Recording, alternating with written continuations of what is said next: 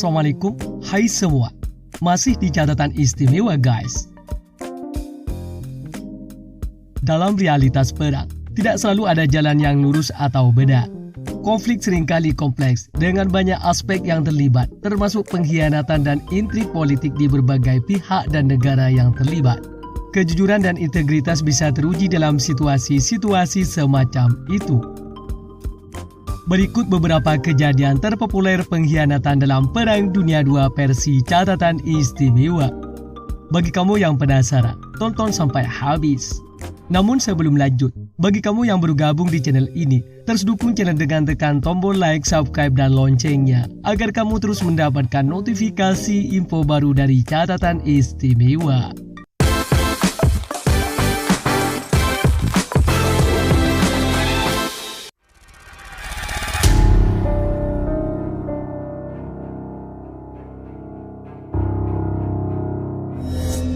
Yang pertama, mata-mata.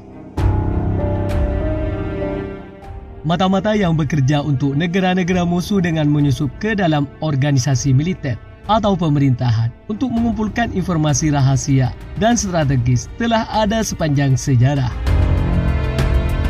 Klaus Fuchs adalah salah satu contoh terkenal dari mata-mata semacam itu. Dia adalah seorang fisikawan Jerman yang bekerja pada proyek senjata nuklir sekutu selama Perang Dunia II.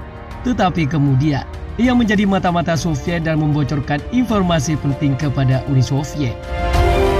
Ini adalah salah satu contoh bagaimana mata-mata dapat memainkan peran kunci dalam geopolitik dan konflik internasional.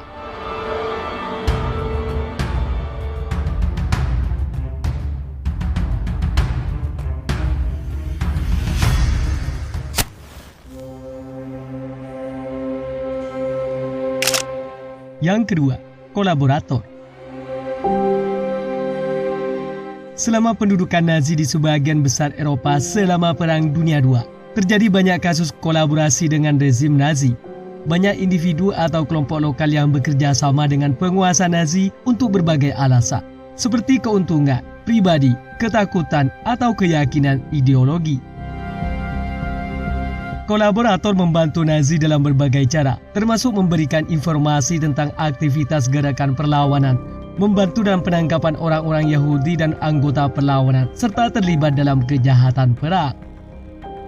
Peran kolaborator ini kontroversial dan masih menjadi topik yang mendalam dalam studi sejarah Perang Dunia II.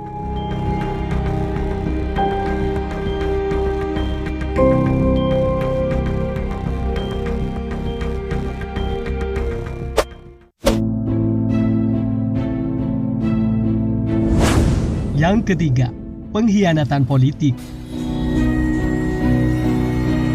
Di banyak negara sepanjang sejarah, ada kasus orang-orang yang mengkhianati negara mereka sendiri dengan berkolaborasi dengan pihak musuh atau mendukung rezim musuh demi kepentingan politik atau pribadi.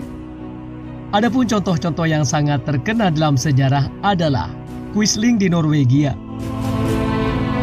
Vidkun Quisling adalah seorang politikus Norwegia yang bekerja sama dengan Nazi Jerman semasa pendudukan Norwegia selama Perang Dunia II. Ia mendirikan pemerintahan boneka yang disetujui oleh Nazi, dan namanya sekarang digunakan sebagai istilah umum untuk pengkhianatan terhadap negara sendiri. Selain Quisling, ada kolaborator visi di Perancis. Selama Perang Dunia II, Perancis diduduki oleh Nazi Jerman dan rezim visi yang dipimpin oleh Philippe Pétain berkolaborasi dengan pendudukan Jerman. Kolaborator visi bekerja sama dengan Jerman dalam berbagai aspek pemerintahan dan penindasan terhadap orang-orang Yahudi. Kasus-kasus seperti ini seringkali sangat kontroversial dan konteks sejarah yang rumit.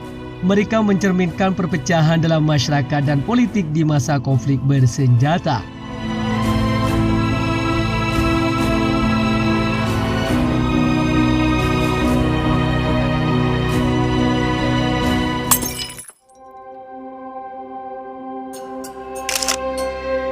Yang keempat, pembocor rahasia.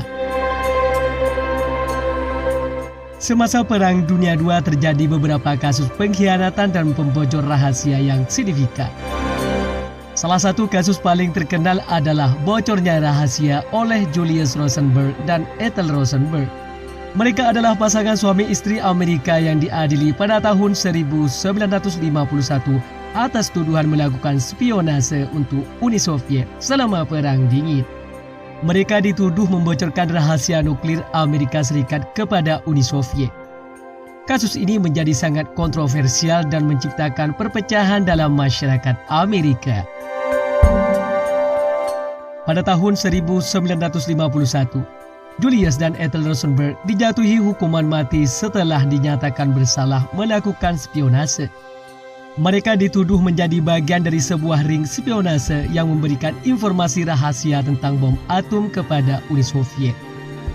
Meskipun bukti-bukti langsung yang kuat tidak ada, pasangan ini dihukum berdasarkan kesaksian rekan-rekan mereka yang sudah bersaksi melawan mereka. Kasus Rosenberg telah memicu perdebatan panjang tentang apakah mereka benar-benar bersalah atau apakah mereka menjadi korban ketegangan politik antara Amerika Serikat dan Uni Soviet. Sejumlah dokumen yang dirilis kemudian menunjukkan bahwa Julius Rosenberg memiliki keterlibatan dalam kegiatan spionase, tetapi bukti-bukti yang menghubungkan Ethel secara langsung tidak pernah ditemukan. Kedua Rosenberg dieksekusi dalam kursi listrik pada tanggal 19 Juni 1953. Kasus ini menjadi topik perdebatan dan kontroversi dalam sejarah Amerika Serikat, dengan beberapa orang yang merasa bahwa mereka adalah korban politik yang tidak bersalah. Sementara yang lain percaya bahwa mereka benar-benar melakukan spionase untuk Uni Soviet.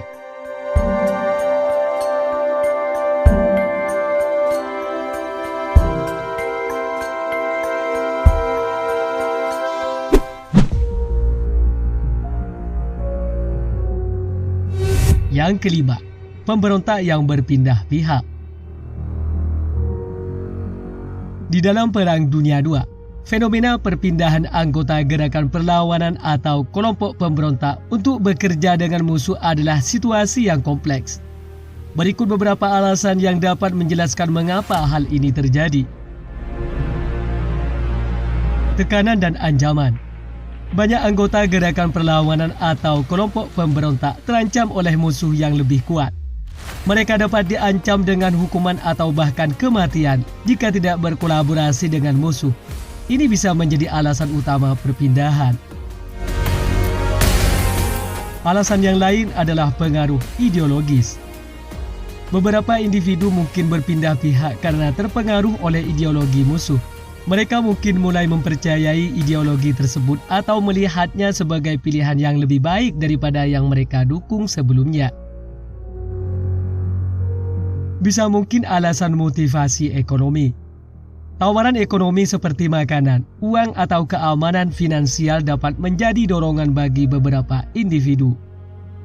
Kondisi ekonomi yang sulit selama perang dapat mempengaruhi keputusan mereka.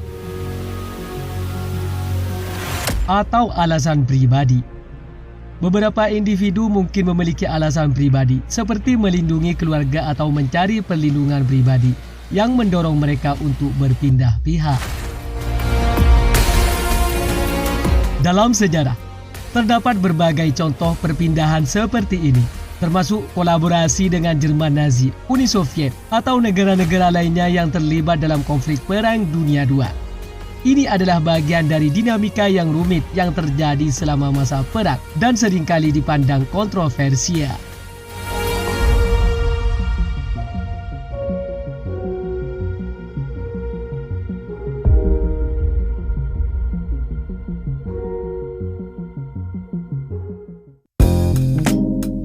Demikian seputar beberapa kejadian terpopuler pengkhianatan dalam Perang Dunia II versi catatan istimewa. Namun perlu kami tambahi bahwa pengkhianatan semacam ini di berbagai tingkatan dan bentuknya menyebabkan kerugian besar bagi pihak yang terkhianati dan mempengaruhi jalan perang. Namun tidak dapat diabaikan pula bahwa ada banyak orang yang bertahan teguh dan melawan pengkhianatan untuk tetap setia pada negara dan pihak mereka selama Perang Dunia II. Bagi kamu yang punya tambahan atau koreksi seputar pengkhianatan Perang Dunia II, tulis di kolom komentar ya. Sampai sini dulu guys. Sampai bertemu kembali di catatan istimewa selanjutnya. Wassalam.